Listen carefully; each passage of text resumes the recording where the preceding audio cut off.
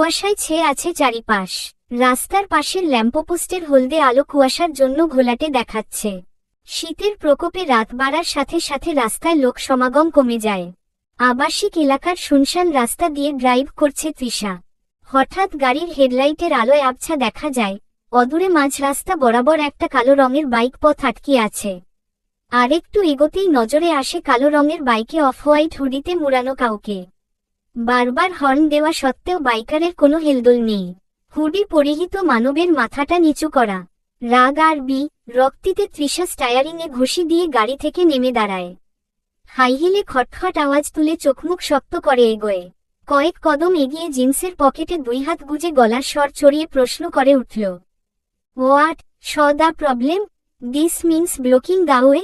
দুই হাতের সাহায্যে মাথা থেকে হুডিটা পিছনের দিকে ছুঁড়ে ঘাড় ঘুরিয়ে আগুন চোখে তাকায় বাইকে বসা যুবক।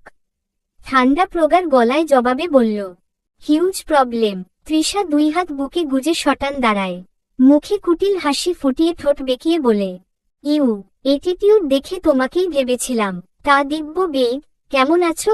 প্রেম বিরহে কাতর হয়ে দেশ ছেড়ে ছুড়ে বিদেশ চলে যাচ্ছই নাকি?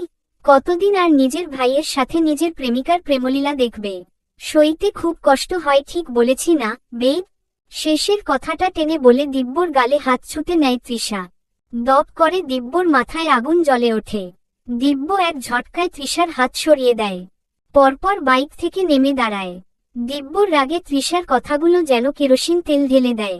তৃষার কথায় রাগটা মাথাচাড়া দিয়ে উঠল। রাগ ক্রোধে গাঢ় হয় দিব্য।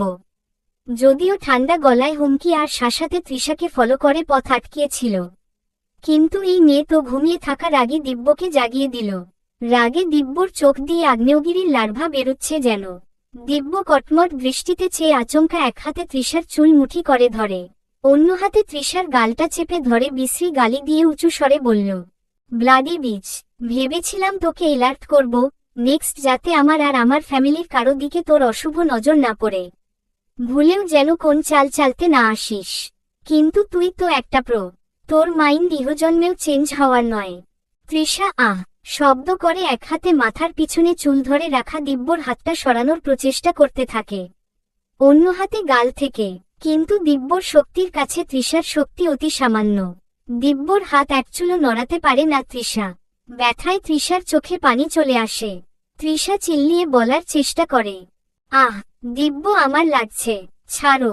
রাস্তায় এসব কি ধরনের অসভ্যতামি? বেয়াদব একটা! খুব বেশি বেয়াদবি করছো তুমি। রাগে কাল কেউটে সাপের মতো ফুঁসছে তৃষা। একটু ছাড়া পেলেই যেন ফোঁস করে ফনা তুলবে। দিব্য চুলের মুঠি শক্ত করে, গালটাও জোরে চেপে ধরে, রাগী স্বরে বলে, আমি বেয়াদব হতে পারি, তবে তোর সাথে যেটা করছি এটা নট বেয়াদবি। এটা তো তোর জন্য দরকারি। কথাটা শেষ হতে না হতেই দিব্য সজোরে ঠাস তৃষার গালে চড় মারে। কষিয়ে বেশ কয়েকটা চড় দেয় দিব্য। তৃষার ঠোঁট কেটে লাল তরল ঝরছে। ঘড়ির কাঁটা রাত 11টার ঘর ছুঁই। দিব্য সবে ফিরল।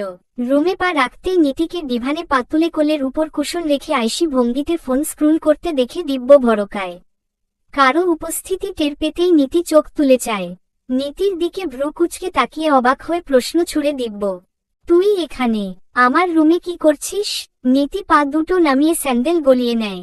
পরপর জবাব দেয়, আমি তোমার রুমে কি করছি সেটা আমাকে জিজ্ঞেস না করে তোমার দিদুনকে জিজ্ঞেস করো। দিব্য ফোনটা বেডে ছুঁড়ে ফেলে। তারপর হাতঘড়িটা খুলতে নীতির দিকে আর চোখে চেয়ে শুধালো, আমার দিদুন তোর কি হয়? সরাসরি নানু আপু বলতে প্রবলেম কোথায়? নীতি এগিয়ে আসতে বলল, প্রবলেম আমার নয়, প্রবলেম তোমার দিদুনের। সেই তো তোতা পাখির মতো আমাকে শিখিয়ে পড়িয়ে দিচ্ছে। এখন এই বাড়িতে আমার সবচেয়ে বড় পরিচয় আমি তোমার বউ। তোমার পরিচয়েই পরিচিত হতে হবে। তার ভাষ্যমতে বিয়ে হয়েছে, আলাদা থাকা ঠিক নয়। হেনতেন বলে আমাকে এই রুমে শিফট করে ছেড়েছে। দিব্য এই ব্যাপারে আর কিছু বলতে ইন্টারেস্ট দেখায় না। দিদুন মান্ধাতার আমলের মানুষ, তাই তার দ্বারা এমনই হবে। দিব্য দীর্ঘশ্বাস ফেলে ওয়াশরুমের দিকে পা বাড়ায়। এমন সময় নীতির চোখ যায় দিব্যর গায়ের অফ হোয়াইট হুডিতে জায়গায় লাল ফোটা রক্তের দাগ। নীতি বিস্ময় ঠাসা নজরে চেয়ে আলোর গতিতে প্রশ্ন করে উঠল, এই ওয়েট, তোমার গায়ে ব্লাড না? কিসের, কিভাবে? দিব্য অপ্রস্তুত হয়, এড়িয়ে যেতে বলে, তেমন কিছু নয়। নীতি সামনাসামনি দাঁড়ালো, সন্দেহভাজন চাহনিতে চেয়ে বলল, তেমন কিছু নয় মানে? স্পষ্ট ব্লাডের দাগ দেখছি। দিব্য জড়ো গলায় বলল, এক ফ্রেন্ড অ্যাক্সিডেন্ট করেছে, ওকে হসপিটালে নিয়ে যেতে গায়ে লেগে যায়। দিব্য কথাটা শেষ করেই ওয়াশরুমের দিকে পা চালায়। নীতি পিছন থেকে কয়েকটা প্রশ্ন করে, দিব্য উত্তর দেওয়ার প্রয়োজন বোধ করল না। নীতি বিছানার একপাশে পা ঝুলিয়ে বসে ভাবতে থাকে। নীতির ভাবনার চরকায় টান পড়ে। আলমারি খোলার শব্দে ফ্রেশ হয়ে কালো রঙের টি শার্ট গায়ে জড়িয়েছে দিব্য। দিব্য পরপর আলমারি থেকে একটা সিঙ্গেল কম্বল হাতে নেয়। অতঃপর বিছানা থেকে একটা বালিশ তুলে নিয়ে ডিভানে শুয়ে পড়ে। নীতি দুই হাত বিছানায় ঠেস দিয়ে বসে আর চোখে সবটা অবলোকন করছে। রাগে মনেমনে ফুঁসছে, বিড়বিড় করে বলে, আহা, মনে হচ্ছে ওপার বাংলা সিরিয়ালের শুটিং চলছে। দীর্ঘশ্বাস ফেলে আরো আওড়ায়, ইয়া আল্লাহ, এ কোন গ্রহের এলিয়েন এটা? দিব্য গায়ে কম্বল জড়িয়ে ঘাড়টা কিঞ্চিত উঁচু করে বলল, নীতি লাইট নিভিয়ে দিস। লাইট অন থাকলে আমার ঘুম আসে না। নীতি হা হু কিছুই উত্তর দেয় না। রাগে লুচির মতো ফুলছে ও। কিছুক্ষণ পর রাগটা একটু নিয়ে আসতেই উঠে দাঁড়ায় নীতি। পরপর দিব্যর সামনে দাঁড়ায়। দিব্যর চোখ দুটো বোজা। নীতি সন্তপর্ণে একটা হাত দিব্যর মুখের থেকে কয়েক ইঞ্চি উঁচুতে নাড়ে। বিড়বিড় করে বলে, শায়েক ঘুমেসে পড়েছেন? দিব্যর সারা শব্দ না পেয়ে নীতির মেজাজ খারাপ হয়। খাটাসটা শোবার সাথে সাথে ঘুমিয়ে পড়েছে নাকি? নীতির মাথায় এক দুষ্টু বুদ্ধি আসে। সেন্টার টেবিলের উপর থেকে কাচের জগটা হাতে তুলে গ্লাসে পানি ঢেলে নেয়। আলতো পায়ে ডিভানের সামনে দাঁড়ায়। উদ্দেশ্য হাতের উপর পানি নিয়ে কয়েক ফোঁটা পানি ঘুমন্ত রাগী মির্জার উপর ছিটিয়ে ভূত তাড়ানোর মতো রাগ তাড়াবে। দিব্যর মুখের উপর বরাবর হাতটা ধরে গ্লাস থেকে হাতের উপর একটু পানি ঢালতে নেয় নীতি। কিন্তু ভাগ্য বোধ হয় আজ নীতির সহায় ছিল না। সামান্য পানি ঢালতে গিয়ে গপ করে গ্লাসের অর্ধেক পানি পড়ে যায়। শীতের দিনে ঠান্ডা পানি চোখ মুখের উপর পড়তেই দিব্য ধরফরিয়ে উঠে বসে। সবেমাত্র চোখ দুটো বুজেছিল। ঠান্ডা পানি পড়তেই মনে হয় হিমালয়ের বরফ যেন ঢালা হচ্ছে ওর উপর। এক হাতে চোখ মুখের পানি মুছে সামনে তাকাতেই দিব্যর মেজাজের ভোল্টেজ আকাশ ছুঁয়ে যায়। নীতির হাত পা থরথর করে কাঁপছে। দিব্যর রাগী দৃষ্টিতে নীতির রুহু অধবি কাঁপছে। নীতি ভীতুগ্রস্ত মুখশ্রীতে ফাঁকা ঢোক গিলে নিয়ে তৎক্ষণাৎ দুই হাত সেও গালে রাখে। আতঙ্কে আর্স্ট হয়, এই বুঝি ঠাস করে দাবাং মার্কা চর পড়ল নরম তুলতুলে গালে। তাও আবার লোহার মতো শক্ত হাতে। দিব্য একটানে গা থেকে কম্বল সরিয়ে উঠে দাঁড়ায়।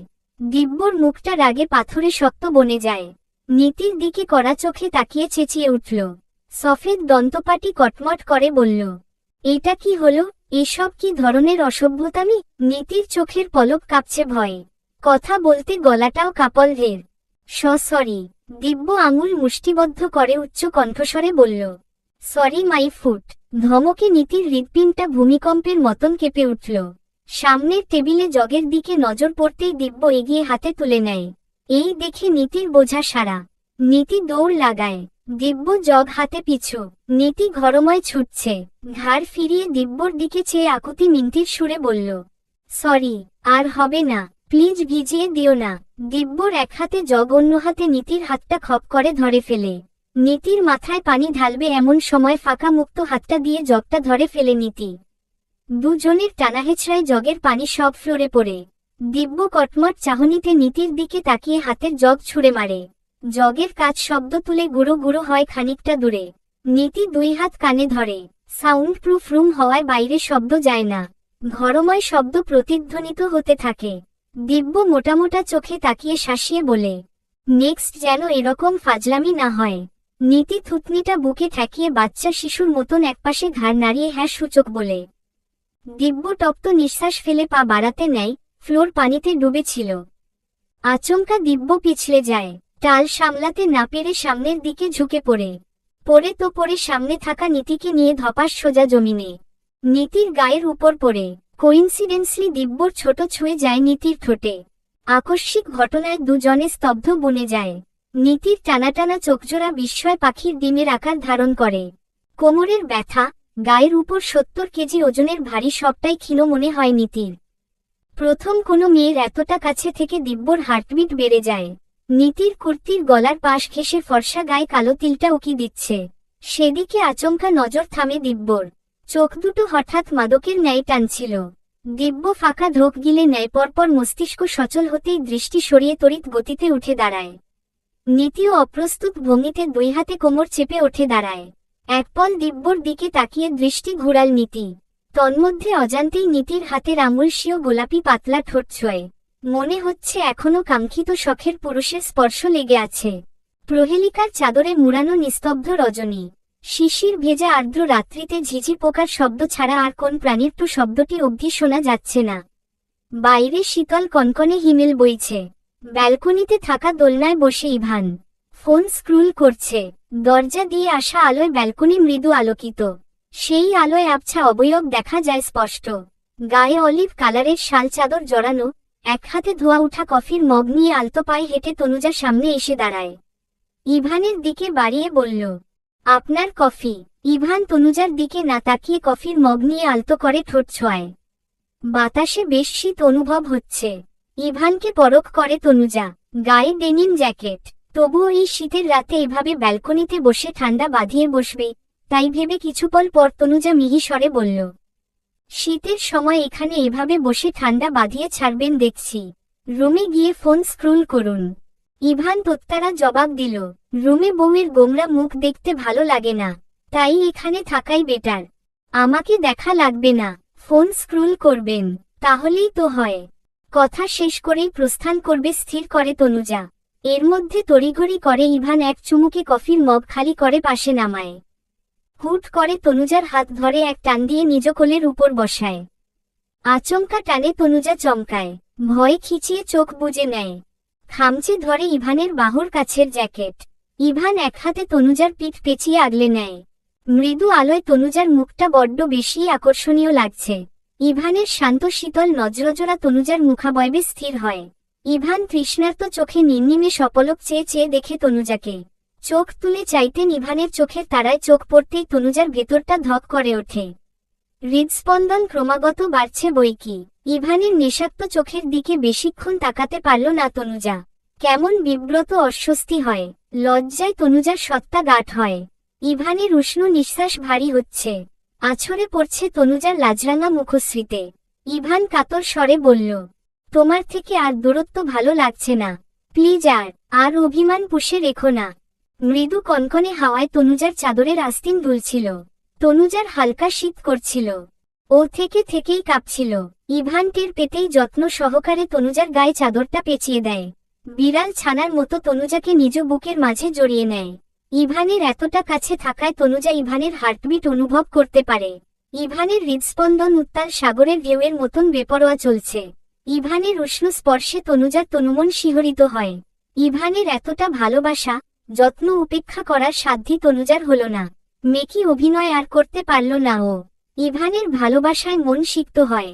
অভিমানের বরফ গলতে থাকে। ইভান আলতো স্বরে বলে, তুমি হয়তো বিশ্বাস করবে না, যখন আমি জানি তুমি বাড়িতে যাওনি।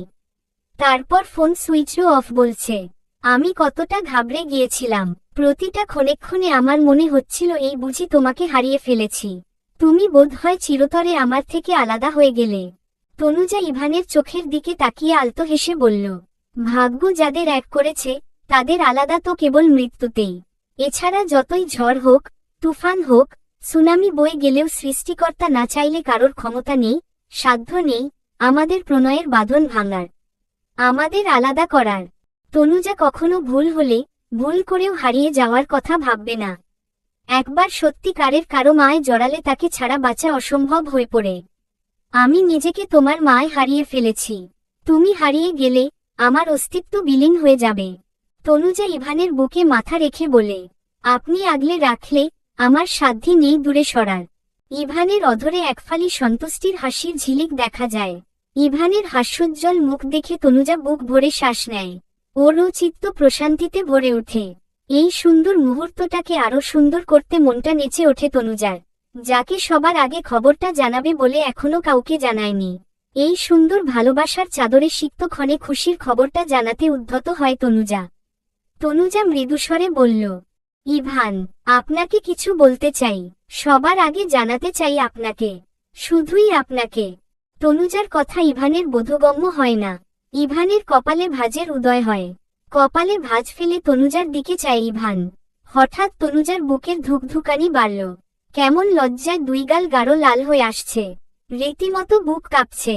কাঁপা কাঁপা হাতটা ইভানের রুক্ষ হাতের উপর রাখল। পরপর ইভানের হাতটা ধরে আলগোছে স্বীয় পেটের উপর রাখে তনুজা। তনুজার দম বন্ধ হয়ে আসার জো হয়েছে। বুক ভরে শ্বাস টেনে নেয়। মাথাটা কিঞ্চিত উঁচু করে ইভানের কানের পাশে নেয়। ফিসফিসিয়ে বলে, ইভান, আপনি বাবা হতে যাচ্ছেন। আপনার অংশ বেড়ে উঠছে আমার গর্ভে। ইভানের কানে কথাটা বাদ্যযন্ত্রের সুরের ন্যায় রিনিঝিনি বার কয়েক বাজতে থাকে।